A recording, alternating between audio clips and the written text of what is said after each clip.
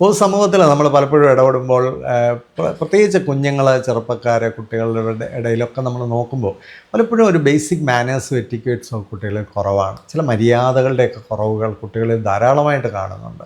പലപ്പോഴും നമ്മുടെ ഒരു സാമൂഹികപരമായ സ്ഥലങ്ങളെയും ഇടങ്ങളെയും ഒക്കെ വളരെ ഡിസ്റ്റർബ് ചെയ്യുന്ന കുട്ടികളുടെ രീതികൾ കാണാറുണ്ട്.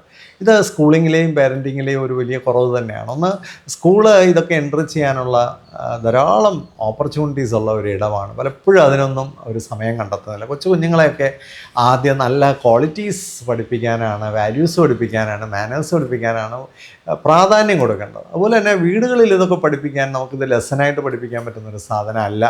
വീടുകളിൽ സംബന്ധിച്ച് മാതാപിതാക്കളും മുതിർന്നവരും ഒക്കെ അവരുടെ മുമ്പിൽ ഇത് ജീവിച്ച് കാണിക്കുമ്പോൾ അതാണ് അവരുടെ ജീവിതത്തിലെ ഓരോ സാഹചര്യങ്ങളിലും ഉപയോഗിക്കുന്നത്. ഞാനൊക്കെ വളർന്നു വന്ന കാലം ഓർക്കുകയാണ്. എൻ്റെ മാതാപിതാക്കളോ അല്ലെങ്കിൽ എൻ്റെ ബന്ധുമിത്രാദികളോ ഞാൻ കാണുന്ന മുതിർന്നവരൊക്കെ എന്തൊക്കെയാണ് ചെയ്തത്, അതിൻ്റെ നല്ലതൊക്കെയാണ് നമ്മൾ കൂടുതലും നമ്മുടെ ജീവിതത്തിൽ ഉപയോഗിക്കാനായിട്ട് ശ്രമിക്കുന്നത്. നമുക്കെല്ലാവർക്കും ഒരു കൂട്ടുത്തരവാദിത്വമുണ്ട്. കുഞ്ഞുങ്ങളുടെ ജീവിതത്തിന് മുന്നിൽ നന്നായി പെരുമാറാനായിട്ട്, നല്ല രീതിയിൽ അവർക്ക് നല്ല കാഴ്ചകൾ കാണിച്ചു കൊടുക്കാനായിട്ട്, നല്ല വാല്യൂസ് കാണിച്ചു കൊടുക്കാനായിട്ട്. അതിനെക്കുറിച്ചാണ് ഈ വീഡിയോ സംസാരിക്കുന്നത്.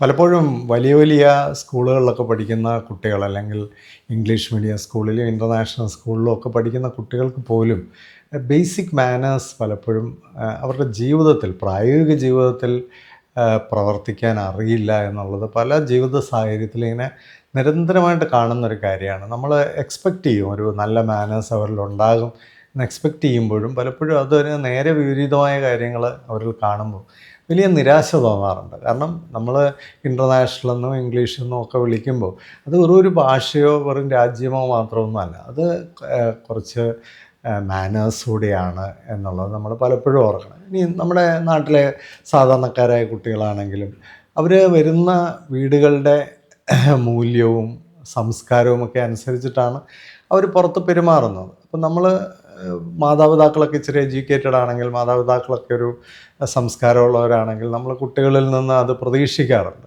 അപ്പോൾ പലപ്പോഴും നമ്മളൊരു പ്രായോഗിക ജീവിതത്തിൽ പലയിടത്തും നോക്കുമ്പോൾ കുട്ടികളിൽ ഇത്തരത്തിലുള്ള ബേസിക് മാനേഴ്സ് പലപ്പോഴും കുറഞ്ഞു വരുന്നു. ഞാൻ ആലോചിക്കായിരുന്നു, ഞാനൊക്കെ ചെറിയ പ്രായത്തിൽ ഉണ്ടായിരുന്ന കാലത്ത് നാട്ടിൻ പ്രദേശത്തൊക്കെ പോലും പണത്തിൻ്റെ ദാരിദ്ര്യമൊക്കെ പലയിടത്തും ഉണ്ടായിരുന്നെങ്കിലും എല്ലായിടത്തും ഒരു ആർദ്രതയും സ്നേഹവും കരുതലുമൊക്കെ ഉയർന്നു നിന്നിരുന്നു. അതിൻ്റെ പ്രതിഫലനങ്ങൾ പലപ്പോഴും കുട്ടികളിലും ഉണ്ടായിരുന്നു. നമുക്ക് വലിയ മാനേഴ്സൊന്നും പഠിപ്പിച്ചു തരാനൊന്നും ആരും ഇല്ലെങ്കിലും നമുക്ക് കണ്ടുപഠിക്കാനുള്ള ഒരുപാട് കാര്യങ്ങൾ, എങ്ങനെയാണ് ഓരോ സാഹചര്യത്തിലും പെരുമാറേണ്ടത്, എങ്ങനെയാണ് ഒരു കാര്യത്തിനോട് മറുപടി പറയേണ്ടത്, എങ്ങനെയാണ് ഒരു സാഹചര്യത്തോട് പ്രതികരിക്കേണ്ടത്, എന്താണ് അങ്ങനെ ഒരു സാഹചര്യം വരുമ്പോൾ നമ്മൾ ചെയ്യേണ്ടത്, ഇങ്ങനെയൊക്കെ ഒരുപാട് കാര്യങ്ങൾ കണ്ടുപഠിക്കാനുണ്ടായിരുന്നു. ഒരുപാട് പെർഫെക്റ്റ് ഒന്നും അല്ലായിരുന്നെങ്കിലും ആ കണ്ടുപഠിച്ചതൊക്കെ ജീവിതത്തിൽ പലയിടത്തും ഒരു ഒരു പ്രയാസമില്ലാതെ മാനേജ് ചെയ്തു പോകാൻ ഞങ്ങളുടെയൊക്കെ തലമുറയിൽ പലപ്പോഴും സാധിച്ചിട്ടുണ്ട്. ഇന്ന് ഞാൻ ചെറുപ്പക്കാരായ കുട്ടികളെയൊക്കെ കാണുമ്പോൾ പലപ്പോഴും നമ്മൾ അവരിൽ നിന്ന് വലിയ പ്രതീക്ഷകൾ ആണ്. കാരണം അവരുടെ കയ്യിലിരിക്കുന്ന ഗാഡ്ജറ്റുകൾ, അവരുടെ ഡ്രസ്സും ഒക്കെ വളരെ വില കൂടിയതാണ്. പക്ഷെ അവരുടെ സ്വഭാവം പലപ്പോഴും വളരെ വില കുറഞ്ഞു പോകുന്നോ എന്നൊരു സംശയമുണ്ട്. അത്തരം കാര്യങ്ങൾ മാറ്റിയെടുത്താൽ നമുക്ക് കുറച്ചുകൂടെ മനോഹരമായൊരു ലോകത്തെ രൂപപ്പെടുത്താം. അതുകൊണ്ടാണ് ഈ ഒരു വീഡിയോയിലൂടെ അത്തരം കാര്യങ്ങൾ സംസാരിക്കാൻ തന്നെ ആഗ്രഹിക്കുന്നത്. കാരണം നമ്മുടെ ചുറ്റുപാടുമുള്ള കുഞ്ഞുങ്ങളെയൊക്കെ നമ്മൾ കുറച്ചുകൂടെ പോസിറ്റീവായിട്ട് രൂപാന്തരപ്പെടുത്തിയാൽ, അല്ലെ, അവരിൽ ചെറിയ ചെറിയ കുറവുകൾ പോലും വരാതിരിക്കാൻ നമുക്ക് ശ്രമിച്ചാൽ അത് അവരുടെ വിജയം, ജീവിത വിജയം ഉയർത്തുകയും നമ്മുടെ ലോകം കുറേ കൂടെ മനോഹരമാക്കുകയൊക്കെ ചെയ്യും. അതാണ് ഇതിനകത്തെ ഒരു പ്രധാന കാരണമെന്ന് പറയുന്നത്. അപ്പോൾ എന്തൊക്കെയാണ് ഏറ്റവും പ്രധാനമായിട്ട്, ഞാൻ UK ഒരു എഡ്യൂക്കേഷൻ രംഗത്തുള്ള ഒരാളുമായിട്ട് സംസാരിക്കും. അപ്പോൾ അദ്ദേഹം എന്നോട് പറഞ്ഞു, ഞങ്ങൾ ആ അക്ഷരം പഠിപ്പിക്കുന്നതിന് മുമ്പ് തന്നെ ആദ്യം അവരെ പഠിപ്പിക്കുന്നത് താങ്ക് യു, പ്ലീസ്, ഇങ്ങനെയൊക്കെയുള്ള കാര്യങ്ങളാണ്. അപ്പോൾ ഏത് കാര്യം പറയുമ്പോഴും ഒരു പ്ലീസ് ഉപയോഗിക്കാനും താങ്ക് യു ഉപയോഗിക്കാനും, അതൊക്കെ ജീവിതത്തിലെ ഏതൊക്കെ സാഹചര്യങ്ങളിൽ ഉപയോഗിക്കണമെന്നൊക്കെ കൃത്യമായിട്ട് ധാരാളം സാഹചര്യങ്ങൾ മോക്ക് ചെയ്ത്, അല്ലെങ്കിൽ അങ്ങനെയുള്ള സാഹചര്യങ്ങളെ സിമുലേറ്റ് ചെയ്ത് കുട്ടികളെ പഠിപ്പിക്കും. അതിനുവേണ്ടി വലിയ എഫേർട്ടുകൾ നമ്മുടെ നാട്ടിലും വളരെ ആവശ്യമായൊരു കാര്യമാണ് ഈ പ്ലീസും താങ്ക് യുവും ഒക്കെ. ഒരു കാര്യം കിട്ടിയാൽ അതിനോട് നന്ദി പറയാനും, ചെറിയ കാര്യങ്ങൾക്ക് പോലും ചെറിയ കാര്യങ്ങൾ, ഏറ്റവും ചെറിയ കാര്യത്തിന് പോലും നമുക്ക് മറ്റുള്ളവരോട് നന്ദി പറയാനും, ഒരു കാര്യം ആവശ്യമൊക്കെ ഉണ്ടെങ്കിൽ പ്ലീസ് എന്നൊക്കെ പറഞ്ഞ് അത് ആരംഭിക്കാനും ഒക്കെ ഉള്ള, അത് ഏത് ഭാഷയിലാണെങ്കിലും, നമ്മുടെ മലയാള ഭാഷയിലാണെങ്കിലും ഏത് ഭാഷയിലായാലും മലയാള ഭാഷയെ പലപ്പോഴും ഇച്ചിരി അഹങ്കാരമുള്ള ഭാഷയെന്ന് പറയാറുണ്ട്. കാരണം അതിനകത്ത് ഇങ്ങനെയുള്ള വാക്കുകളൊക്കെ ചേർക്കാൻ പൊതുവേ നമ്മൾ പഠിച്ചിട്ടില്ല. പക്ഷേ ഇപ്പോൾ ഹിന്ദിയും തമിഴും ഒക്കെ ആകുമ്പോൾ അവിടെ കുറേ കൂടെ റെസ്പെക്റ്റോടുകൂടി ആ ഭാഷ ഉപയോഗിക്കുന്നത് പലപ്പോഴും കണ്ടു. നമുക്ക് നമ്മുടെ ഭാഷയിലാണെങ്കിലും ഇംഗ്ലീഷ് ഭാഷയിൽ ഏത് ഭാഷയിലാണെങ്കിലും അത് ഭാഷയൊന്നും ഇന്നത്തെ കാലത്തൊരു ഗ്ലോബലൈസ്ഡ് വേൾഡിൽ ഇതിനകത്തൊന്നും വലിയ കാര്യമൊന്നുമില്ല. പക്ഷെ നമുക്ക് ഈ വികാരങ്ങൾ, ഈ ഒരു മൂല്യങ്ങൾ നമ്മളുടെ ജീവിതത്തിൽ നമുക്ക് പ്രവർത്തിക്കാൻ കഴിയുന്നുണ്ടോ? ഒരുപക്ഷെ ഒരു 10 വയസ്സിന് മുമ്പ് ഇതൊക്കെ പഠിച്ചില്ലെങ്കിൽ പിന്നീട് ജീവിതത്തിൽ അതൊക്കെ ഉണ്ടാവാനുള്ള സാധ്യത തന്നെ വളരെ കുറവായിരിക്കും. ചെറിയ പ്രായത്തിൽ തന്നെ കുട്ടികളെ കൊച്ചു കൊച്ചു കാര്യങ്ങൾക്ക് വേണ്ടി പോലും ഒരു പ്ലീസും താങ്ക് യു ഒക്കെ പറയാൻ പഠിപ്പിക്കും. ഇത് നമുക്ക് ലെസൺസായിട്ട് പഠിപ്പിക്കാൻ പറ്റത്തില്ല. ഇതിൻ്റെ വലിയൊരു കുഴപ്പം എന്താണെന്ന് വെച്ചാൽ, സ്കൂളിങ്ങിൽ ഇത് നമുക്ക് ലെസൺസായിട്ട് പഠിപ്പിക്കാൻ പറ്റുന്നൊരു കാര്യമല്ല. എനിക്കൊന്ന് ഈ മോറൽ സയൻസ്, മാനേഴ്സ്, എറ്റിക്വേറ്റ്സ് ഒക്കെ നമ്മൾ പുസ്തകങ്ങളായിട്ട് പഠിപ്പിക്കാൻ, അല്ലെ കരിക്കുലത്തിൽ പഠിപ്പിക്കാനാണ് പലപ്പോഴും ശ്രമിക്കുന്നത്. പക്ഷെ അവിടെയാണ് പരാജയം. ഇത് നമുക്ക് ജീവിതത്തിൽ കാണിച്ചു കൊടുത്ത് പഠിപ്പിക്കേണ്ട കാര്യങ്ങളാണ്. അത്തരം സാഹചര്യങ്ങളൊക്കെ ധാരാളമായിട്ടുണ്ടാക്കുകയും അതൊക്കെ അവരുടെ ജീവിതത്തിൽ അവർ മുതിർന്നവരെ നോക്കിയാണ് ഇതൊക്കെ പഠിക്കുന്നത്. അപ്പം അങ്ങനെ നോക്കി പഠിക്കാൻ, എക്സ്പീരിയൻസ് ചെയ്ത് പഠിക്കാൻ, അങ്ങനെയുള്ള സാധ്യതകൾ അവർക്ക് ചുറ്റും നമ്മൾ വളർത്തിക്കൊണ്ട് വരിക എന്നുള്ളതാണ് ഏറ്റവും പ്രധാനം. രണ്ടാമതായിട്ട് എനിക്ക് തോന്നുന്നത്, നമ്മൾ എവിടെയെങ്കിലും ഒന്ന് കയറി ചെല്ലുന്നതിന് മുമ്പോ അല്ലെങ്കിൽ ഒരാളെ ഇൻ്റർഫിയർ ചെയ്യുന്നതിന് മുമ്പോ ഒക്കെ ഒന്ന് പലപ്പോഴും ഒരു മുറിക്കകത്തോട്ട് കയറുന്നതിന്, അടച്ചിട്ടിരിക്കുന്നതിന് മുറി എപ്പോഴും നോക്ക് ചെയ്തിട്ട് മാത്രമേ കയറാവുള്ളൂ. ഇത് കുട്ടികളെയൊക്കെ നമ്മൾ പഠിപ്പിക്കേണ്ട ഒരു കാര്യമാണ്.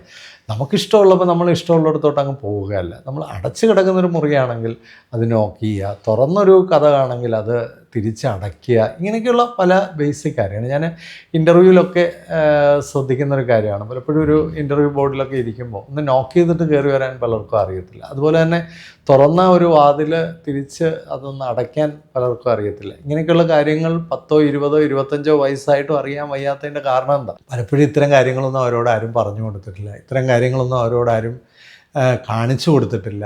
തീർച്ചയായിട്ടും ഇതൊക്കെ ചെറിയ പ്രായത്തിൽ പഠിച്ചാൽ കുറച്ചുകൂടെ അവർക്ക് ജീവിത വിജയം ഉണ്ടാവും, കുറച്ചുകൂടെ നമ്മുടെ ലോകം മനോഹരമാവും, സംശയമൊന്നുമില്ല. അതുപോലെ ഏതൊരു കാര്യത്തിനും നമുക്ക് നമ്മുടെ ടേണിന് വേണ്ടി വെയിറ്റ് ചെയ്യാൻ കുട്ടികളെ പഠിപ്പിക്കണം. ഇപ്പോൾ നമ്മൾ സെർവ് ചെയ്യുമ്പോഴും ഒക്കെ കുട്ടികൾ ധൃതി കാണിക്കുക, എല്ലാവർക്കും ഒരുമിച്ച് കൊടുക്കാനൊന്നും നമുക്ക് പറ്റില്ല. ഒരു ക്യൂവിൽ നിൽക്കുമ്പോൾ ആ ക്യൂ ഓണർ ചെയ്യുക, പിന്നെ ഒരു കാര്യം സെർവ് ചെയ്തുകൊണ്ടിരിക്കുമ്പോൾ നമ്മുടെ ടേണിനായിട്ട് വെയിറ്റ് ചെയ്യുക. ബേസിക്കലി നമുക്ക് ഒരു പേഷ്യൻസ്, ഒരു സോഷ്യൽ ഒരു എറ്റിക്വേറ്റിൻ്റെ ഭാഗമായിട്ട് നമുക്കൊരു പേഷ്യൻസ് വളരെ വലിയൊരു ക്വാളിറ്റിയാണ്. ആ ടേണിന് വേണ്ടിയൊക്കെ വെയിറ്റ് ചെയ്യാനുള്ള ഒരു ശ്രമം, ഇത് ഒരു ജീവിത മൂല്യമായിട്ട് തന്നെ നമ്മൾ വളർത്തിക്കൊണ്ട് വരേണ്ട ഒരു കാര്യമാണ്. എല്ലാത്തിനും ഒരു സമയമുണ്ട്. ആ സമയത്തിന് വേണ്ടി നമ്മൾ വെയിറ്റ് ചെയ്യേണ്ടതായിട്ട് വരും. എല്ലായിടത്തും ഇടിച്ചു കയറാനും എല്ലാം പിടിച്ചെടുക്കാനും ഒക്കെയുള്ള അതൊക്കെയാണ് സ്മാർട്ട്നെസ്. അതൊക്കെ എന്തോ വലിയ ക്വാളിറ്റിയാണ് എന്നൊക്കെ സിനിമയിലൂടെയും ജീവിതത്തിലേക്ക് ചില ഹീറോയിസത്തിലൂടെയൊക്കെ പലരും കാണിച്ചു കൊടുക്കാനും അല്ലെ അങ്ങനെയുള്ളവരെയൊക്കെ വാഴ്ത്താനും ഒക്കെ നടത്തുന്ന ശ്രമങ്ങളാണ്. പിടിച്ചെടുക്കുക, ഇപ്പോൾ തന്നെ ആര് മുഖ്യമന്ത്രിയാവണം, അതൊരർഹതയില്ലാത്തൊരാളിനാണ് കൊടുക്കുന്നതെങ്കിൽ തീർച്ചയായിട്ടും അതിലൂടെ യുവജനങ്ങൾക്ക് കൊടുക്കുന്ന റോങ് ഒരു ഐഡിയ ആണ്, അല്ലെങ്കിൽ ഒരു വാല്യൂ ആണ് എന്ന് പറയുന്ന പോലെ ഓരോ കാര്യത്തിലും, നമ്മുടെ ജീവിതത്തിലെ ഓരോ കാര്യത്തിലും നമ്മൾ പുലർത്തേണ്ട ചില മര്യാദകളുണ്ട്. ഈ മര്യാദകളൊക്കെ നമ്മൾ ഓരോരുത്തടത്തും ലംഘിക്കുമ്പോൾ നമ്മുടെ ചുറ്റുമുള്ള കുട്ടികളിലേക്ക് നമ്മൾ പാസ് ചെയ്യുന്ന റോങ് വാല്യൂ ആണ്. നാളെ ആ റോങ് വാല്യൂവിൻ്റെ ഒരു കടുത്ത പ്രതിഫലനം നമുക്ക് നാളെ ഈ സമൂഹത്തിൽ അനുഭവിക്കേണ്ടി വരും. കാരണം ഈ കുഞ്ഞുങ്ങളാണ് വളർന്നു വന്ന് നാളെ സമൂഹമായിട്ട് മാറുന്നത്. അതുകൊണ്ട് നമുക്ക് ഓരോരുത്തർക്കും വലിയ ഉത്തരവാദിത്വമുണ്ട്. ക്യൂ ഒക്കെ തെറ്റിക്കാതെ വെയിറ്റ് ചെയ്യാനും, അധികം സ്മാർട്ട്നെസ് ആണെന്നും പറഞ്ഞ് പലപ്പോഴും കുറുക്കു വഴികൾ തേടാതിരിക്കാനും ഒക്കെ നമ്മൾ ശ്രദ്ധിക്കുന്നതും ശ്രമിക്കുന്നതും ഒക്കെ കുട്ടികൾക്ക് നല്ലതാണ്. കുട്ടികളുടെ ജീവിതത്തിൽ അങ്ങനെയുള്ളവരെയൊക്കെ എല്ലാവരും ശ്രദ്ധിക്കുന്നുണ്ട്. നമ്മളൊരു ഇൻ്റർവ്യൂവിനൊക്കെ ചെന്നാൽ തന്നെ അവിടെയൊക്കെ പേഷ്യൻസ് അവിടെ വെയിറ്റ് ചെയ്യുന്ന ആൾക്കാരുണ്ട്, വളരെ ഇമ്പേഷ്യൻസ് കാണിക്കുന്നവരുണ്ട്. ആ പേഷ്യൻസോടെ വെയിറ്റ് ചെയ്യുന്നവരെയൊക്കെ അവർ ശ്രദ്ധിക്കുന്നുണ്ട്, അതൊക്കെ എല്ലാം മോണിറ്റർ ചെയ്യുന്നുണ്ട്. അപ്പോൾ അതിനൊക്കെ വലിയ വാല്യൂ ഉണ്ട്. നമ്മളൊരു ജോലിയിലൊക്കെ ഇരിക്കുന്ന സമയത്ത് നമുക്കൊരു പ്രൊമോഷൻ കിട്ടിയില്ല എന്നൊക്കെ പറയുമ്പോൾ അതിനുവേണ്ടിയൊക്കെ ആ ടേണിന് വേണ്ടി വെയിറ്റ് ചെയ്യുന്നവരുണ്ട്. ആ വെയിറ്റ് ചെയ്യുന്നവർക്ക് ചിലപ്പോൾ അതിനേക്കാളൊക്കെ വലിയ ഓപ്പർച്യൂണിറ്റി ആയിരിക്കും നാളെ കിട്ടുന്നത്. എല്ലായിടത്തും വലിയ മിടുക്കനാവാനും ആളാകാനും ശ്രമിക്കുന്നവരാണ് അവസാനം ചെറുതായി പോകുന്നതെന്നുള്ളതാണ് വാസ്തവം. പല കുട്ടികൾക്കും അറിയാൻ വയ്യാത്തൊരു കാര്യമാണ് കണ്ണിൽ നോക്കി സംസാരിക്കുക, മുഖത്ത് നോക്കി സംസാരിക്കുക. പല കുട്ടികൾക്കും അറിയില്ല. അതിൻ്റെ ഒരു കാര്യം ഒരു സൈക്കോളജിക്കലായിട്ടുള്ളൊരു കാര്യം, ഒരു പക്ഷേ അവർക്ക് കോൺഫിഡൻസ് കുറവായതുകൊണ്ടും ധൈര്യം ഇല്ലാത്തതുകൊണ്ടൊക്കെയാണ്. തീർച്ചയായിട്ടും അതിനെ അവരെ എൻകറേജ് ചെയ്യണം, അങ്ങനെ നോക്കി സംസാരിക്കാൻ പഠിപ്പിക്കണം. അവനെൻ്റെ മുഖത്ത് പോലും നോക്കത്തില്ല എന്നൊക്കെ പറയുന്നത് ചില പേരൻ്റ് വലിയ കഴിവായിട്ടാണ് പറയുന്നത്. അത് ആ പേരൻറ്റിൻ്റെ ഏറ്റവും വലിയ വൈകല്യമായിട്ടാണ് നമ്മൾ തിരിച്ചറിയേണ്ടത്. കുട്ടികളെ മുഖത്ത് നോക്കിയും കണ്ണിൽ നോക്കിയൊക്കെ സംസാരിക്കാൻ പഠിപ്പിക്കുകയും, മുഖത്ത് നോക്കിയും കണ്ണിൽ നോക്കിയൊക്കെ സംസാരിക്കുമ്പോഴാണ് നമുക്കൊരു റിലേഷൻഷിപ്പിൻ്റെ വാംത ക്രിയേറ്റ് ചെയ്യാൻ പറ്റുന്നത്, നമ്മളുടെ ഒരു കോൺഫിഡൻസ് മറ്റുള്ളവരിലേക്ക് കൊടുക്കാൻ പറ്റുന്നത്. എത്ര കണ്ട് ഐ കോണ്ടാക്റ്റ് മെയിൻറ്റെയിൻ ചെയ്യുന്നോ അത്ര കണ്ട് ഇൻഫ്ലുവൻസ് ഒരാളിലേക്ക് നമുക്ക് സൃഷ്ടിക്കാൻ കഴിയും. ഇതൊക്കെയാണ് ഒരു മനുഷ്യൻ്റെ പിന്നീടുള്ള ജീവിത വിജയത്തെ നമുക്ക് ഹെൽപ്പ് ചെയ്യുന്നത്.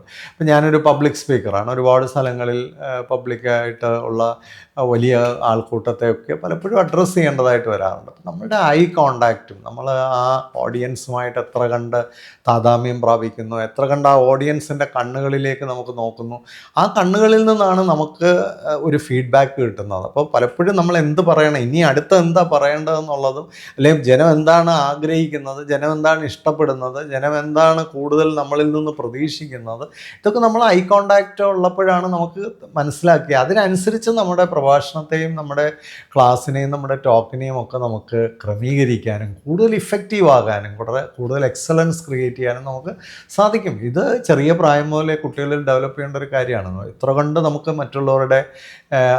മറ്റുള്ളവരുമായി ഐ കോണ്ടാക്റ്റ് മെയിൻറ്റെയിൻ ചെയ്യാൻ പറ്റുന്നു, അത്ര കണ്ട് നമുക്ക് കൂടുതൽ ഇൻഫ്ലുവൻസും റാപ്പോയും ഒക്കെ ബിൽഡ് ചെയ്യാനും മറ്റുള്ളവരിൽ വലിയ സ്വാധീനം ചെലുത്താനും ഒക്കെ നമുക്ക് കഴിയും. അത് ചെറിയ പ്രായത്തിലാണ് കുട്ടികളിൽ ഡെവലപ്പ് ചെയ്യുന്നത്. ഞാനിന്ന് പല കുട്ടികളിലും കാണുന്നത് അവർക്ക് മുഖത്ത് നോക്കി സംസാരിക്കാൻ, അല്ലെങ്കിൽ ഒരു കമ്മ്യൂണിക്കേഷൻ്റെ ഏറ്റവും വലിയൊരു ഇമ്പോർട്ടൻ്റ് ആസ്പെക്റ്റാണ് മുഖത്ത് നോക്കി സംസാരിക്കുക, ഐ കോണ്ടാക്റ്റ് മെയിൻറ്റെയിൻ ചെയ്യുക എന്നൊക്കെ ഉള്ളത്. ഇത് പല കുട്ടികൾക്കും അറിയില്ല.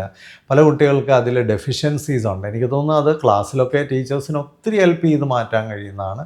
പേരൻസിനും നമ്മൾ വളരെ ഡെമോക്രാറ്റിക് ആയിട്ടുള്ള ഒരു അന്തരീക്ഷമൊക്കെ വീട്ടിൽ കൊടുത്ത് കുഞ്ഞുങ്ങളെ കേൾക്കാനും അവരെ സംസാരിപ്പിക്കാനും അവരെയൊക്കെ ഓപ്പൺ എൻഡഡ് ആയിട്ടുള്ള ചോദ്യങ്ങളൊക്കെ ചോദിച്ചിട്ട് അവരെ കൊണ്ട് കൂടുതൽ സംസാരിപ്പിക്കാനും അവരെ കണ്ണിൽ നോക്കാനും ഒക്കെ ശ്രമിച്ചാൽ അവർ വളരെ മിടുക്കരാവും, വളരെ എക്സലൻ്റ് ആവും, ഒരു സംശയമില്ല. അതുപോലെ വളരെ പ്രധാനമായ ഒരു കാര്യമാണ് മറ്റുള്ളവർ സംസാരിക്കുന്നതിന് ഇടയിൽ കയറുക. പല കുട്ടികളും അറ്റൻഷൻ സീക്കിങ് ആയിട്ടുള്ള ബിഹേവിയർ ഉള്ളവരാണ്. അവർ പലപ്പോഴും എന്താ ചെയ്യുന്നതെന്ന് ചോദിച്ചാൽ എപ്പോഴും അവരെ മാത്രം എല്ലാവരും ശ്രദ്ധിക്കണം, എപ്പോഴും അവരോട് മാത്രം എല്ലാവരും സംസാരിക്കണം, ഇങ്ങനെയൊക്കെയുള്ള ഒരു രീതിയുള്ളവരാണ്. അപ്പോൾ മറ്റുള്ളവർ സംസാരിക്കുന്നതിനിടയിൽ ഇടയിൽ കയറാനും ഇൻറ്ററപ്റ്റ് ചെയ്യാനും ഡിസ്റ്റർബ് ചെയ്യാനും ഒക്കെ ശ്രമിക്കുന്ന ധാരാളം കുട്ടികളുണ്ട്. അതുപോലെ അവരുടെ ഒരു ടേണിന് വേണ്ടി വെയിറ്റ് ചെയ്യാതെ തന്നെ ഇടിച്ചു കയറി സംസാരിക്കുന്നൊക്കെ കുട്ടികൾ. ഇത് വളരെ ബാഡ് മാനേഴ്സാണ്. നമ്മളിതൊക്കെ ചെറിയ പ്രായം മുതലേ കുട്ടികളെ ശീലിപ്പിക്കേണ്ടതാണ്. ചെറിയ പ്രായത്തിലൊക്കെ നമ്മൾ അത്തരം കാര്യങ്ങളെ ഒന്നും കറക്റ്റ് ചെയ്യാനായിട്ട് ശ്രമിക്കത്തില്ല. അപ്പോൾ അതിൻ്റെ ഒരു വലിയ കുഴപ്പം എന്നാണെന്ന് വെച്ചാൽ അവർ വലുതാകുമ്പോഴും ഇത്തരത്തിലുള്ളൊരു ത്വര അവരിലിങ്ങനെ കണ്ടിന്യൂ ചെയ്യും. അത് വളരെ അപകടകരമായൊരു കാര്യമാണ്. നമുക്കൊരു സമയം വരുന്നിടം വരെ നമ്മൾ വെയിറ്റ് ചെയ്യണം. നമ്മുടെ ഇപ്പോൾ ഗ്രൂപ്പ് ഡിസ്കഷൻ എന്നൊക്കെ പറയുന്നത് കോർപ്പറേറ്റ് രംഗത്തൊക്കെ സെലക്ഷൻ നടത്തുമ്പോൾ സ്ഥിരമായി ഉപയോഗിക്കുന്ന ഒരു കാര്യമാണ്. അതുപോലെ വലിയ അക്കാഡമിക് ഇൻസ്റ്റിറ്റ്യൂഷൻസിലൊക്കെ സ്ഥിരമായി സെലക്ഷൻ പ്രോസസ്സിൽ ഉപയോഗിക്കുന്ന ഒരു കാര്യമാണ്. ചില കുട്ടികളൊക്കെ ഈ ഗ്രൂപ്പ് ഡിസ്കഷനിലൊക്കെ അങ്ങ് മോണോപ്ലൈസ് ചെയ്യാനും അവർക്ക് മാത്രം സംസാരിക്കണം, വേറെ ആർക്കും വിട്ട്, അത്തരം ആൾക്കാർക്കൊന്നും സെലക്ഷനേ കിട്ടില്ല. അവർ കൂടുതൽ സംസാരിച്ചു. പലരും പറയാറുണ്ട്, ഞാനായിരുന്നു അതിനകത്ത് ഭയങ്കര പെർഫോമൻസ് നടത്തിയത്, പക്ഷേ എനിക്ക് സെലക്ഷൻ കിട്ടിയില്ല. അതാണ് വാസ്തവം. അങ്ങനെയുള്ളവരെയൊന്നും ആരും മെറിറ്റിൽ എടുക്കില്ല. കാരണം അതൊക്കെ ഒരു അഗ്രസീവ്നെസ്സാണ്. നേരെ മറിച്ച് നമ്മുടെ ടേണിന് വേണ്ടി വെയിറ്റ് ചെയ്ത് കിട്ടുന്ന സമയം വളരെ എഫക്റ്റീവായിട്ട് ഉപയോഗിക്കുകയും, അല്ലെങ്കിൽ നമുക്ക് എങ്ങനെയാണ് അതിനകത്തേക്ക് പെനട്രേറ്റ് ചെയ്യേണ്ടത് അത് വളരെ ആർട്ടിസ്റ്റിക്കായിട്ട് അത് ചെയ്ത് അതിനകത്തേക്ക് കയറുക. അപ്പം അല്ലാതെ അഗ്രസീവായിട്ട് മറ്റുള്ളവരെല്ലാം ബുൾഡോസ് ചെയ്ത് എപ്പോഴും ഇടയ്ക്ക് കയറി സംസാരിക്കുക, എപ്പോഴും നമുക്ക് തന്നെ അറ്റൻഷൻ കിട്ടണമെന്ന് ആഗ്രഹിക്കുകയും വേറെ ആരെയും സംസാരിക്കാൻ അനുവദിക്കാതിരിക്കുകയും ഒക്കെ ചെയ്യുന്ന ഒരു ടെൻഡൻസി കുട്ടികളിലൊക്കെ ചെറിയ പ്രായത്തിൽ തന്നെ ഡെവലപ്പ് ആകുന്നുണ്ട്. അതൊക്കെ ഈ ഒരു റോങ് ആയിട്ടുള്ള ഒരു ഓറിയൻറ്റേഷൻ വീടുകളിലൊക്കെ കിട്ടുന്നതിൻ്റെ ഒരു കുഴപ്പമാണ്. ക്ലാസ്സുകളിൽ ഇത്തരം കുട്ടികളെയൊക്കെ നമുക്ക് ഓർഗനൈസ് ചെയ്തെടുക്കാനായിട്ട് നന്നായിട്ട് പറ്റും. സ്കൂളുകളിലൊക്കെ ഇത്തരം എറ്റിക്വറ്റ്സ് മാനേഴ്സും ഒക്കെ അവരെ പഠിപ്പിക്കുക. അത് റോങ് ആകുന്നിടത്ത് അവരെ പേഴ്സണലി വിളിച്ചിട്ട് അടുത്ത പ്രാവശ്യം ഈ കാര്യത്തിലൊക്കെ നീ ഒന്ന് ഇമ്പ്രൂവ് ചെയ്യണമെന്നൊക്കെ പറഞ്ഞാൽ കുട്ടികളിൽ വലിയ വ്യത്യാസം നമുക്ക് ഉണ്ടാക്കിയെടുക്കാനായിട്ട് സാധിക്കും. അതുപോലെ വളരെ പ്രധാനമായ ഒരു കാര്യമാണ്, ഒന്ന് ചുമയ്ക്കുകയും മറ്റുമൊക്കെ ചെയ്യുമ്പോൾ തുമ്മുമ്പോഴൊക്കെ നമ്മളൊന്ന് കൈകൊണ്ട് നമ്മുടെ മുഖമൊക്കെ ഒന്ന് മറച്ച് നമ്മൾ മറ്റുള്ളവരങ്ങനെ കാണിക്കുമ്പോൾ നമുക്കത് വളരെ ഓഡായിട്ട് തോന്നുകയും വളരെ ഡിസ്റ്റർബിംഗ് ആയിട്ട് തോന്നുകയും ചെയ്യുമ്പോൾ സ്വന്തമായിട്ട് പലപ്പോഴും അത്തരം കാര്യങ്ങൾ ചെയ്യാതിരിക്കുക. അതുപോലെ ഒരു കോമൺ സ്ഥലത്തൊക്കെ നമ്മൾ അമിതമായ ശബ്ദം ഉണ്ടാക്കുകയും അപ്പം ഈ ഒരു ഒരു റീസൺ ഇല്ലാത്ത ലെവലിലേക്ക് പൊട്ടിച്ചിരിക്കുകയും ഒക്കെ ചെയ്യുന്ന ഒത്തിരി കുട്ടികളുണ്ട്. അതുപോലെ തന്നെ വളരെ പതുക്കെ സംസാരിക്കുന്നവരുണ്ട്. ഇതൊക്കെ ഒരു ഓഡിറ്റിയാണ്. ഒരു ഒരു സ്പീക്കപ്പ് എപ്പോഴും ഒരു സ്ഥലത്തിരിക്കുമ്പോൾ നമുക്ക് എല്ലാവർക്കും കേൾക്കാവുന്ന രീതിയിലും എല്ലാവർക്കും ഓഡിബിളായിട്ടുള്ള രീതിയിലും സംസാരിക്കുക. അമിതമായ ശബ്ദം ഉയർത്താതിരിക്കാൻ പ്രത്യേകം ശ്രദ്ധിക്കുക. നമ്മൾ തുമ്മുകയോ ചുമയ്ക്കുകയോ ഒക്കെ ചെയ്യുമ്പോൾ നമ്മൾ കൈകൊണ്ടൊന്ന് മുഖം മറയ്ക്കുക, വാ മറയ്ക്കുക, ഇങ്ങനെയൊക്കെയുള്ള കാര്യങ്ങൾ വളരെ വളരെ പ്രധാനമാണ്. ഇതൊക്കെ ഒരു എമ്പതിയും കൂടാണ്. കാരണം നമ്മൾ മറ്റുള്ളവരെയും കൂടെ മറ്റുള്ളവർക്കും കൂടെ ഒരു ഇമ്പോർട്ടൻസ് കൊടുക്കുകയും മറ്റുള്ളവർക്ക് കൂടെ റെസ്പെക്റ്റ് കൊടുക്കുകയും ഒക്കെ ചെയ്യുന്ന ഒരു കാര്യവും കൂടാണ്. അത് വലിയൊരു ക്വാളിറ്റിയാണ്. അത്തരത്തിലുള്ള ക്വാളിറ്റികൾ മെയിൻറ്റെയിൻ ചെയ്യാൻ നമ്മൾ ശ്രമിക്കുമ്പോൾ നമ്മുടെ വില കൂടുകയാണ്, നമ്മുടെ വാല്യൂ കൂടുന്നു, നമ്മളോടുള്ള റെസ്പെക്റ്റ് കൂടുന്നു, നമ്മളുടെ തന്നെ ഡിഗ്നിറ്റി നമ്മൾ ഉയർത്തുകയാണ് ഇതിലൂടെയൊക്കെ ചെയ്യുന്നത്. ഒരു കുട്ടിയായിട്ടും 2 കുട്ടിയായിട്ടൊക്കെ വളരുന്ന കുട്ടികളെ സംബന്ധിച്ച് അവർക്കെല്ലാം സ്വന്തമായിട്ടുണ്ട്. അവർക്കൊന്നും ആർക്കും ഷെയർ ചെയ്യേണ്ട കാര്യമില്ല, ആർക്കൊന്നും കൊടുക്കേണ്ട കാര്യമില്ല. അല്ലെങ്കിൽ നമ്മൾ അവരെ വളർത്തുമ്പോൾ തന്നെ പറയുന്നത് ഇതെല്ലാം മോനുള്ളതാണ്, ഇതെല്ലാം നിനക്കുള്ളതാണ്, ഇങ്ങനെ പറഞ്ഞാണ് അവരെ വളർത്തുന്നത്. അതുകൊണ്ടാണ് ഒരു പ്രായമാകുമ്പോഴത്തേക്ക് ഞാനും എൻ്റെ കുഴിമന്തിയും എന്നും പറഞ്ഞ് കെട്ടിപ്പിടിച്ചിരിക്കുന്ന ഒരവസ്ഥയിലാണ് പല കുട്ടികളും എത്തി നിൽക്കുന്നത്. ഞാൻ ഇതിനു മുമ്പുള്ള പല വീഡിയോയിലും പറഞ്ഞിട്ടുണ്ട്. പലരും അതെനിക്ക് കമൻ്റായിട്ട് തന്നെ തിരിച്ചിട്ടിട്ടുമുണ്ട്. വളരെ പ്രധാനപ്പെട്ടൊരു കാര്യമാണ് നമ്മളുടെ കുട്ടികളെ ഷെയർ ചെയ്യാൻ പഠിപ്പിക്കുക. എന്ത് കാര്യമാണെങ്കിലും മറ്റുള്ളവർക്ക് ഷെയർ ചെയ്യാനും അതിൻ്റെ ഒരു ഫെയർ ഷെയർ മറ്റുള്ളവർക്ക് കൂടെ കൊടുക്കാനും ഒക്കെ പഠിപ്പിക്കുക.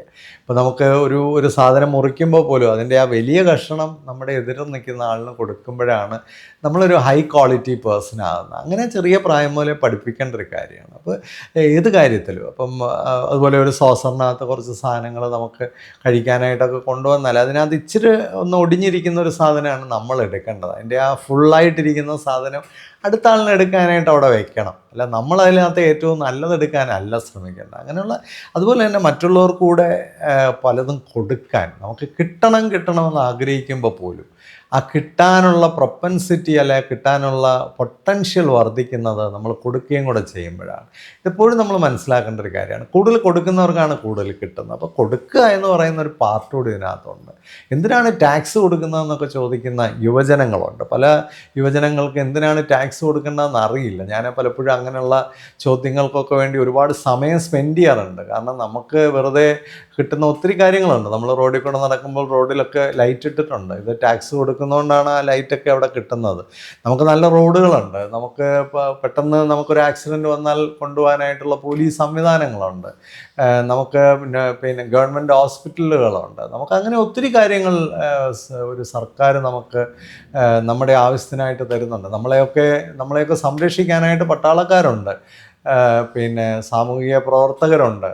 ഇപ്പോൾ കോവിഡൊക്കെ വന്നപ്പോൾ നമുക്ക് മനസ്സിലായതാണ്. ക്യാമ്പുകളൊക്കെ സൃഷ്ടിച്ച് നമ്മളെയൊക്കെ രക്ഷിക്കാൻ, നമ്മളെയൊക്കെ തിരിച്ചു കൊണ്ടുവരാനൊക്കെ സന്നദ്ധ സംഘടനകളും പിന്നെ വോളണ്ടിയർ ചെയ്ത മനുഷ്യരും ഒക്കെ ഉണ്ട്. ഇതൊക്കെ എന്തുകൊണ്ടാണ് നടക്കുന്നത്?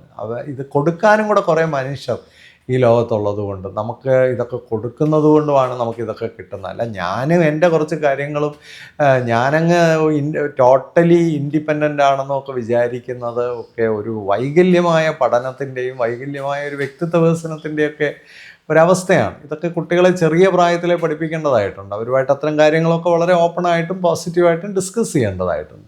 അങ്ങനെയൊക്കെ വരുമ്പോൾ വലിയ ചേഞ്ചസ് കുട്ടികളിലുണ്ട്. അപ്പോൾ കൊടുക്കാൻ പഠിക്കുക, ഷെയർ ചെയ്യാൻ പഠിപ്പിക്കുക, ഇത് വളരെ ഇമ്പോർട്ടൻ്റ് ആയിട്ട് നമ്മൾ ചെറിയ പ്രായം മുതലേ കുട്ടികളിൽ ചെയ്യേണ്ട കാര്യമാണ്. ഒരു തെറ്റ് പറ്റിയാൽ അപ്പോളജൈസ് ചെയ്യാൻ പഠിപ്പിക്കണം. പല കുട്ടികൾക്കും ഇന്ന് ഒരു തെറ്റ് പറ്റിയാൽ ഒരു തെറ്റ് പറ്റിയെന്ന് സമ്മതിക്കാൻ വലിയ ബുദ്ധിമുട്ടാണ്. റോഡിലൊക്കെ ധാരാളം പ്രശ്നങ്ങളാണ് അത് കാരണം ഉണ്ടാകുന്ന. ഒരു ചെറിയ അപകടങ്ങളൊക്കെ പറ്റിയാൽ പോലും ഒരു തെറ്റ് സമ്മതിക്കാൻ പറ്റുന്നില്ല, തെറ്റ് അക്സെപ്റ്റ് ചെയ്യാൻ പറ്റുന്നില്ല. സ്കൂളുകളിലും കോളേജുകളിലും ഒക്കെ ഇത് കാരണം ധാരാളം ബുദ്ധിമുട്ടുണ്ടാകുന്നുണ്ട്. ഈ തെറ്റ് പറ്റിയ കുട്ടികളെ സംരക്ഷിക്കാനായിട്ട് പേരൻസൊക്കെ ശ്രമിക്കുന്നതിലൂടെ ഈ കുട്ടികൾക്കൊരു റോങ് വാല്യൂ ആണ് നമ്മൾ കൊടുക്കുന്നത്.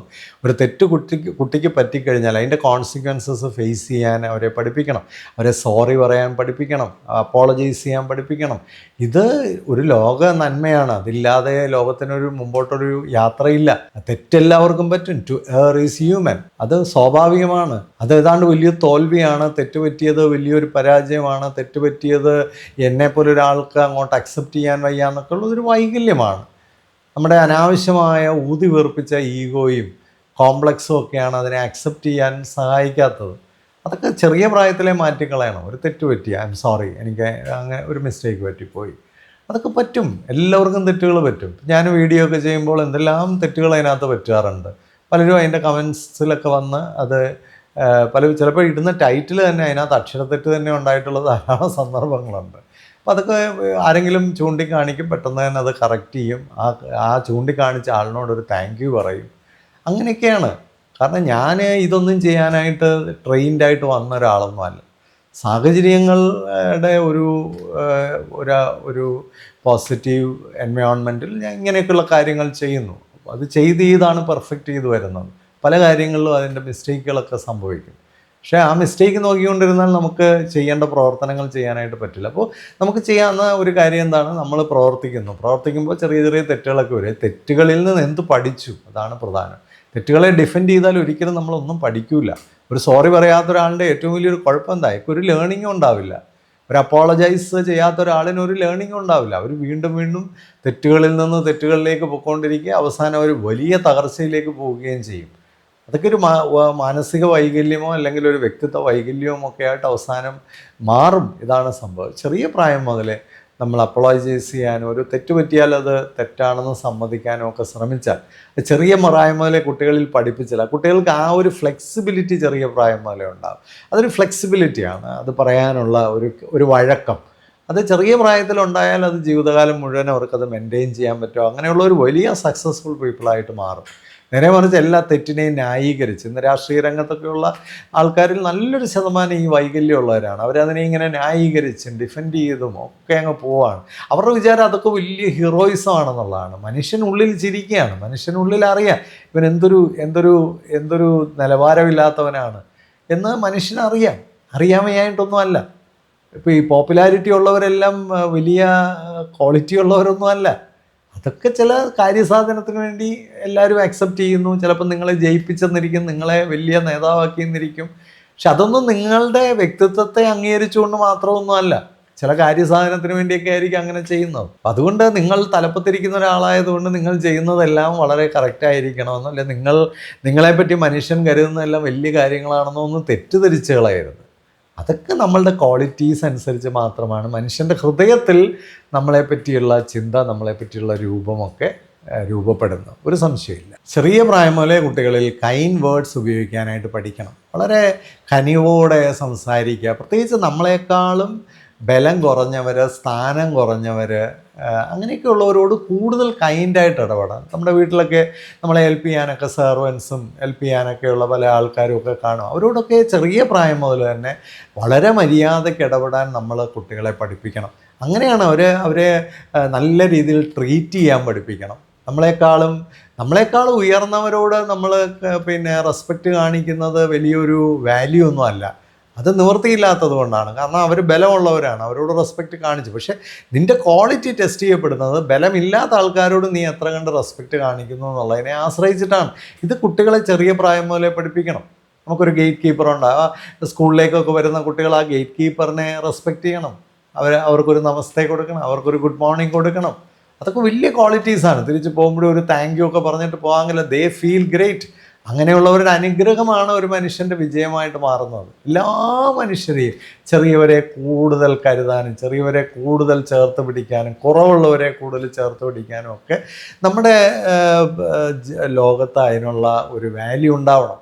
കേരളത്തിൽ എന്നുള്ള ഒരു വലിയ ഗുണം എന്താണെന്ന് ചോദിച്ചാൽ എന്ത് പ്രയാസമോ പ്രശ്നങ്ങളോ മനുഷ്യന് വരുമ്പോൾ മനുഷ്യരെല്ലാം കൂടെ കൂടി വന്ന് അത്തരം ആൾക്കാരെയൊക്കെ രക്ഷിക്കുക, അത്തരം സാഹചര്യങ്ങളെയൊക്കെ തരണം ചെയ്യാനായിട്ട് മനുഷ്യൻ ഒരുപാട് നല്ല വാല്യൂ ഉള്ള ഒരു സമൂഹമാണ് കേരളത്തിൻ്റെ. പക്ഷേ ഇതൊക്കെ നിലനിൽക്കണമെന്നുണ്ടെങ്കിൽ അടുത്ത തലമുറയിലൂടെ നമുക്ക് ഇപ്പം തന്നെ വയനാട്ടിലൊക്കെ വലിയ ദുരന്തങ്ങളൊക്കെ ഉണ്ടായപ്പോഴും മനുഷ്യ സമൂഹം എല്ലാം ഒരുമിച്ച് കൂടി വലിയ പ്രവർത്തനങ്ങൾ ചെയ്തു, ഇന്നും ചെയ്തുകൊണ്ടിരിക്കുന്നു. ധാരാളം വീടുകളൊക്കെ അവർക്ക് വേണ്ടി വെച്ചു കൊടുത്തുകൊണ്ടിരിക്കുന്നു. എല്ലാ സമൂഹത്തിലൊന്നും ഇതൊന്നും പ്രതീക്ഷിക്കേ വേണ്ട.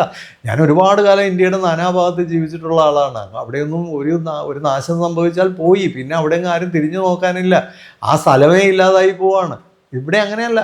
ഇവിടെ ഏതൊരു കാര്യം നമ്മൾ വെള്ളപ്പൊക്കത്തിലൊക്കെ കണ്ടതാണ്, നമ്മൾ കോവിഡ് വന്നപ്പോൾ കണ്ടതാണ്. ഓരോ ദുരന്തങ്ങളും വരുമ്പോൾ മനുഷ്യൻ എത്ര ദയാലുവും കരുണയുമുള്ളവരാണ് ഈ നാട്ടിലെ മനുഷ്യർ എന്നുള്ളത് നമ്മൾ അനവധി സാഹചര്യങ്ങളിലൂടെ കണ്ടതാണ്. പക്ഷേ അത് അടുത്ത തലമുറയിലൂടെ പകർന്നു കൊടുക്കേണ്ട വലിയൊരു ഉത്തരവാദിത്വമുണ്ട്. അപ്പം ചെറിയവരോടും ബലഹീനരോടും വേദനിക്കുന്നവരോടും കഷ്ടപ്പെടുന്നവരോടും രോഗികളോടുമൊക്കെ കൂടുതൽ കനിവുള്ളവരും ദയവുള്ളവരുമായി മാറാൻ, നല്ല വാക്കുകൾ ഉപയോഗിക്കാൻ, സ്നേഹത്തോടെ ഇടപെടാൻ ഒക്കെ നമ്മൾ പഠിക്കണം. വളരെ നോബിളായിട്ടുള്ളൊരു പ്രൊഫഷനാണ് നേഴ്സിംഗ് എന്നൊക്കെ പറയുന്നത്. ഇവിടുന്ന് ഒരുപാട് കുട്ടികളാണ് നേഴ്സാകാനായിട്ടൊക്കെ പോകുന്നത്. ഞാൻ വളരെ വേദനയോടെ പറയട്ടെ, ഞാൻ ഒരുപാട് നേഴ്സിംഗ് കോളേജുകളിലൊക്കെ ഒരു ഇൻവൈറ്റഡ് ഗസ്റ്റായിട്ടൊക്കെ ചെന്ന് അവർക്ക് ക്ലാസ്സൊക്കെ എടുക്കുന്ന ഒരാളാണ്. നല്ലൊരു ശതമാനം കുട്ടികളിലും ബേസിക് മാനേഴ്സും കൈൻഡ്നെസ്സും ഒന്നുമില്ല. ഈ കുട്ടികളാണ് നേഴ്സാവുന്നത്. ഒന്ന് ആലോചിച്ച് നോക്കി, എത്ര ഭീകരമായിരിക്കും. നമ്മൾ തന്നെ നാളെ ഒരു ആശുപത്രിയിൽ ചെല്ലുമ്പോൾ ഇവരാണ് നേഴ്സായിട്ട് വരുന്നതെങ്കിൽ നമ്മുടെ അവസ്ഥ എന്തായിരിക്കും? നമ്മൾ രൂപപ്പെടുത്തിയെടുക്കുന്നതാണ് ഈ ലോകം. നമുക്ക് നാളെ സമാധാനം വേണമെങ്കിൽ നമ്മൾ ഇന്ന് ആ സമാധാനവും നന്മയും ശ്രേഷ്ഠതയും മൂല്യങ്ങളും സംസ്കാരവും ഒക്കെ ധാരാളമായി ഈ ലോകത്ത് വിതയ്ക്കണം. എങ്കിൽ മാത്രമേ നാളെ അത് കൊയ്യാനായിട്ട് നമുക്ക് അവസരങ്ങൾ കിട്ടുള്ളൂ. സ്കൂളുകൾക്കൊക്കെ വലിയ ഉത്തരവാദിത്വമുണ്ട്. നല്ല കൈൻഡ് വേർഡ്സിൽ സംസാരിക്കാനൊക്കെ കുട്ടികളെ പഠിപ്പിക്കുക. എന്താ ഇംഗ്ലീഷ് എന്നൊക്കെ പറഞ്ഞ് ഇംഗ്ലീഷ് എന്ന് പറഞ്ഞാൽ കുറേ വാക്കുകളല്ല. ഇംഗ്ലീഷ് എന്ന് പറയാൻ കുറേ ലെസൺ പഠിച്ചിട്ട് അതെല്ലാം കൂടെ ഛർദ്ദിച്ച് ആൻസർ പേപ്പറിൽ വെക്കുന്നതല്ല. ഇംഗ്ലീഷ് എന്നൊക്കെ പറയുന്നത് നമ്മൾ പഠിപ്പിക്കുമ്പോൾ അതിലൂടെ എത്രയും പൊളൈറ്റായിട്ട് എങ്ങനെ സംസാരിക്കുക, എങ്ങനെ പൊളൈറ്റായിട്ട് മനുഷ്യരുടെ ഇടപെടുക, ഇതൊക്കെ നമ്മൾ കുട്ടികളെ പഠിപ്പിക്കാൻ മലയാളത്തിലൂടെയൊക്കെ നല്ല ഭാഷയിലൂടെ, നല്ല സ്നേഹത്തിലൂടെ. ഇപ്പോൾ കുമാരനാശാൻ്റെ ഒരു കവിത പഠിക്കുമ്പോൾ വെറുതെ കുറേ വാക്കുകൾ ചേർത്ത് വയ്ക്കലല്ല, അതിലൂടെ കരുണയും സ്നേഹവും ഒക്കെ എങ്ങനെയാണ് മനുഷ്യനിലേക്ക് ഒഴുകിയെത്തിയത്, ഇതൊക്കെ നമുക്ക് ആ കവിതയെ സ്നേഹിക്കുന്നവർക്ക് ആ കുഞ്ഞുങ്ങളിലേക്ക് അത് കൊടുക്കാനും കൂടെ വലിയ ഉത്തരവാദിത്വമുണ്ട്. ഭാഷയിലൂടെയൊക്കെ വലിയ ചരിത്രം പഠിപ്പിക്കുമ്പോൾ, ഭാഷ പഠിപ്പിക്കുമ്പോൾ, എന്തിനും ശാസ്ത്രം പഠിപ്പിക്കുമ്പോൾ പോലും നമ്മൾ ക്ലാസ്സിലൊരു കുട്ടിക്ക് മാർക്ക് കുറഞ്ഞു പോയാൽ, ക്ലാസ്സിലൊരു കുട്ടിക്കൊരു വീഴ്ച വന്നാൽ, ക്ലാസ്സിലൊരു കുട്ടിക്കൊരു തെറ്റ് വന്നാൽ അവരോടൊക്കെ നമ്മൾ കരുണയോടെ ഇടപെടുമ്പോഴാണ് ഈ മൂല്യങ്ങളൊക്കെ കുട്ടികളിൽ ഉണ്ടാകുന്നത്. അത് അവിടെയൊക്കെ കുട്ടികളുടെ മേൽ ചാടി വീണ് മൃഗത്തെ പോലെ നമ്മൾ ഇടപെട്ടാൽ അതിലൂടെയൊക്കെ കുട്ടികൾക്ക് എന്ത് നന്മയാണ് അവർക്ക് ലഭിക്കാൻ പോകുന്നത്? ഇതൊക്കെ നമ്മൾ ചിന്തിക്കേണ്ട കാര്യങ്ങളാണ്. ഫൈനലി റെസ്പെക്റ്റ് അതേഴ്സ് ഏറ്റവും പ്രധാനമായൊരു കാര്യമാണ്. എല്ലാവരോടും റെസ്പെക്റ്റോടുകൂടി ഇടപെടുക. Especially respect those who deserve it. ഒരു സംശയമില്ല, അങ്ങനെയുള്ളവരെല്ലാം റെസ്പെക്റ്റ് ചെയ്യുക. ഇത് അർഹിക്കുന്ന ഒരുപാട് പേരുണ്ട്. പ്രത്യേകിച്ച് നമുക്ക് പലതരത്തിലുള്ള ഹെൽപ്പുകൾ ചെയ്യുന്നവർ, പലതരത്തിൽ നമുക്ക് നമ്മുടെ ജീവിതത്തെ ഈസി ചെയ്യുന്നവർ, പലതരത്തിൽ നമ്മളെ കരുതുന്നവർ, പലതരത്തിൽ നമുക്ക് സേവനങ്ങൾ ചെയ്യുന്നവർ, അങ്ങനെ റെസ്പെക്റ്റ് വേണ്ട ഒരുപാട് മനുഷ്യർ ഈ ലോകത്തുണ്ട്. അപ്പോൾ അവർക്കെല്ലാം റെസ്പെക്റ്റ് ഡ്യൂ ആണ്. അങ്ങനെയുള്ള എല്ലാവർക്കും നമ്മൾ റെസ്പെക്റ്റ് കൊടുക്കാനായിട്ട് സാധിക്കണം. ഇനി ഇതൊന്നിനും കഴിവില്ലാത്ത ആൾക്കാരെയും നമ്മൾ റെസ്പെക്റ്റ് ചെയ്യണം. കാരണം അവർക്ക് ആ കഴിവില്ലാതെ പോയി എന്നുള്ളതേ ഉള്ളൂ. അതൊന്നും പറഞ്ഞ് നമ്മളവരെ റെസ്പെക്റ്റ് ചെയ്യാതിരിക്കേണ്ട. എല്ലാവരെയും റെസ്പെക്റ്റ് ചെയ്യാൻ പഠിപ്പിക്കുക. ഇറസ്പെക്റ്റീവ് ഓഫ് കാസ്റ്റ്, ക്രീഡ് ഒന്നും അതിനൊരു തടസ്സമാകരുത്. ഇനിയുള്ള ആധുനിക ലോകത്ത് മനുഷ്യൻ റെസ്പെക്റ്റ് ചെയ്യാൻ പഠിപ്പിച്ചില്ലെങ്കിൽ വലിയ ദുരന്തമായിരിക്കും നമുക്ക് പോലെ. അത് പക്ഷിമൃഗാദികളെ റെസ്പെക്റ്റ് ചെയ്യുക, സസ്യങ്ങളെ റെസ്പെക്റ്റ് ചെയ്യുക, പ്രകൃതിയെ റെസ്പെക്റ്റ് ചെയ്യുക, ഇൻസ്റ്റിറ്റ്യൂഷൻസിനെ റെസ്പെക്റ്റ് ചെയ്യുക, എല്ലാത്തിനെയും റെസ്പെക്റ്റ് ചെയ്യാൻ പഠിപ്പിക്കുക. നമ്മളുടെ പ്രവർത്തനത്തിലെല്ലാം ഇപ്പോൾ ഗാന്ധിജി പറഞ്ഞിട്ടുള്ളൊരു വലിയ കാര്യമുണ്ട്. നീ എന്ത് ചെയ്യുമ്പോഴും സമൂഹത്തിലെ ഏറ്റവും പ്രയാസപ്പെടുന്നവന് ഇത് ഗുണമാണോ, ഇത് അവന് ദോഷമാണോ, ഇത് മനസ്സിലാക്കിക്കൊണ്ട് വേണം ഇതാണ് ആ റെസ്പെക്റ്റിൻ്റെ ഹൈറ്റ് എന്ന് പറയുന്നത്. നമ്മൾ എന്ത് ചെയ്യുമ്പോഴും നമുക്ക് ചുറ്റുമുള്ളവരെ അതെങ്ങനെ ബാധിക്കുന്നു, അവിടുത്തെ ഏറ്റവും കുറഞ്ഞവനെയും വേദനിക്കുന്നവനെയും പ്രയാസം അനുഭവിക്കുന്നവനെയും അതെങ്ങനെ ബാധിക്കുന്നു, ഇന്ന് തന്നെ ഒരു ഹർത്താലായിരുന്നു. ഹർത്താലിൻ്റെ പിന്നെ ആ, ആ ഒരു എന്താ പറയണ ആ ഒരു ഹർത്താലിൻ്റെ കാരണമൊക്കെ വളരെ റെസ്പെക്റ്റ് ചെയ്യുന്ന കാരണമാണ്. എല്ലാവർക്കും അതിൽ യാതൊരു പിന്നെ കേരളം ഒന്നാകെ ആ ഒരു ഇഷ്യൂവിനെ റെസ്പെക്റ്റ് ചെയ്യാണ്.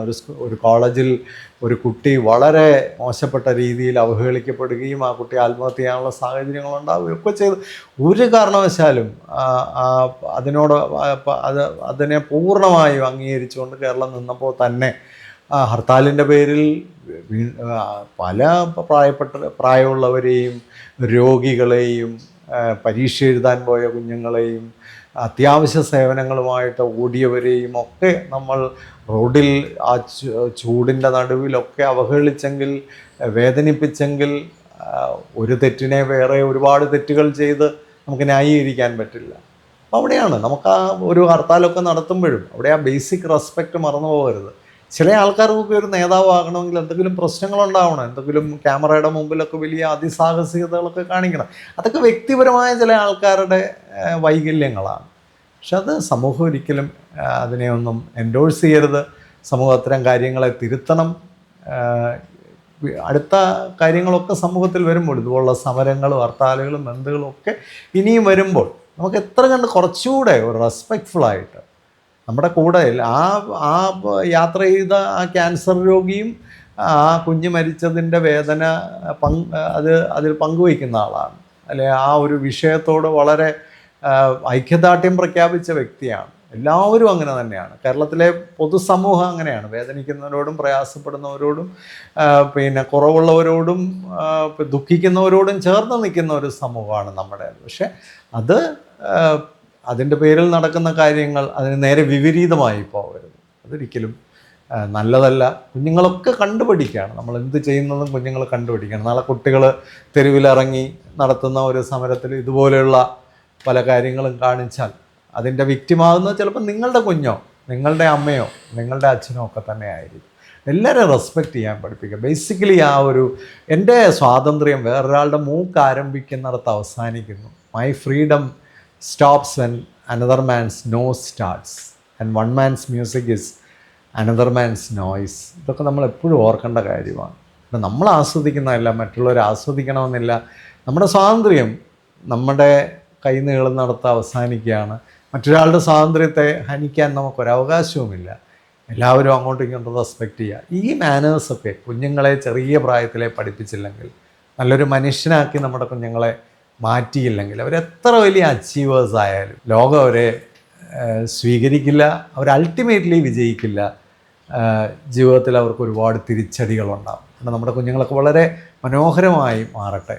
ഞാനെപ്പോഴും പറയുന്നൊരു കാര്യമുണ്ട്, നമ്മുടെ കുട്ടികളൊക്കെ ലോകത്തൊരു സുഖാനുഭവമായി മാറുമ്പോൾ നമുക്ക് സ്വസ്ഥമായി നാളെ ഉറങ്ങാനുള്ള ഭാഗ്യമുണ്ടാകും. നമ്മുടെ കുഞ്ഞുങ്ങൾ വിജയിക്കട്ടെ, നമുക്ക് സമാധാനം ഉറങ്ങാനുള്ള അവസരങ്ങൾ ലഭിക്കട്ടെ. നല്ലതെന്ന് തോന്നിയാൽ മറ്റുള്ളവർക്കൂടെ ഒന്ന് ഷെയർ ചെയ്ത് കൊടുക്കുക. ചെറിയ പ്രായത്തിലെ കുഞ്ഞുങ്ങളെ കൂടുതൽ എൻറിച്ച് ചെയ്യാനും കൂടുതൽ വാല്യുബിൾ ആക്കാനും കൂടുതൽ റെസ്പെക്റ്റ്ഫുൾ ആക്കാനും ഡിഗ്നിഫൈഡ് ആക്കാനുള്ള ശ്രമങ്ങൾ തുടരട്ടെ. എല്ലാവർക്കും ആശംസകൾ നേരുന്നു. Happy living.